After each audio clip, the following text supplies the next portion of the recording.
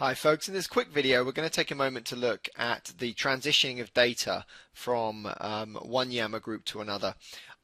Obviously, because we are going to be losing any content that's currently on the platform during the transition phase, there are a few steps that we have to do. Now I'm going to come up here to the Pearson English user group, which is a group which I administer, and I obviously will have to transition across. One of the first things that I've got to do is to ensure that any information, any files, any data that was uploaded into this group is subsequently downloaded and stored safely off the platform so that I can re-upload it to the new platform once we get access. So unfortunately there's no quick way of doing this from within the group. Simply go to Files, and from there you can get a list of all of the files that are loaded up, and it's simply a case of coming over to the right and selecting the download option on each and every one of the files that are uploaded. Hopefully your list isn't as conclusive as this one. Maybe you've only got 5 or 10 files which are uploaded, but it's basically a repetition of this particular file. Store them safely in a folder on your desktop or on a shared location, and then when you transition to the new platform you can simply go through the method of uploading those files back into the system so that you can share them with your groups.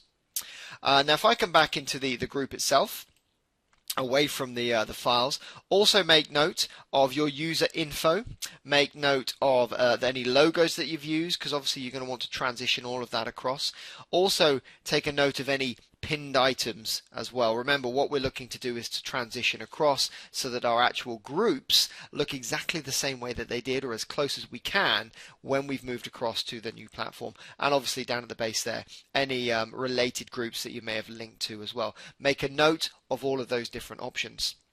Now the last thing that we need to do obviously is look at the actual content that's been pulled in as part of the process of the communication lines that we've had, the strings of conversation within the group itself.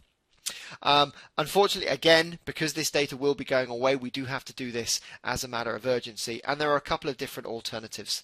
What we can do is we can simply copy the text, paste that into a Word document, and then either post it ourselves when we get onto the new platform, or indeed in this instance I'd be able to reach out to Dilgit and ask if she wouldn't mind reposting that to the group. Sometimes you might find that that's a simple solution.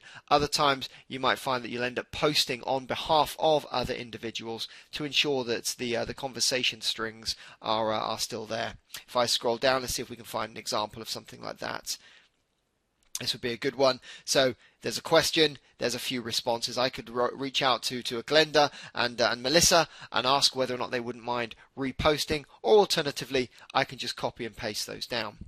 Another way of doing the same thing whilst keeping it all intact is what you can do is you can take some screenshots. And if, for instance, if I pop into and find the snipping tool, what I would be able to do, for instance, this is a good example, is I would simply be able to select all of this, save that to my desktop, and then again I've captured that whole conversation, and I can just upload that during the initial stages of my new group being available. Therefore I don't have to ask anybody to repost anything. I can simply take those conversations and pop them in situ.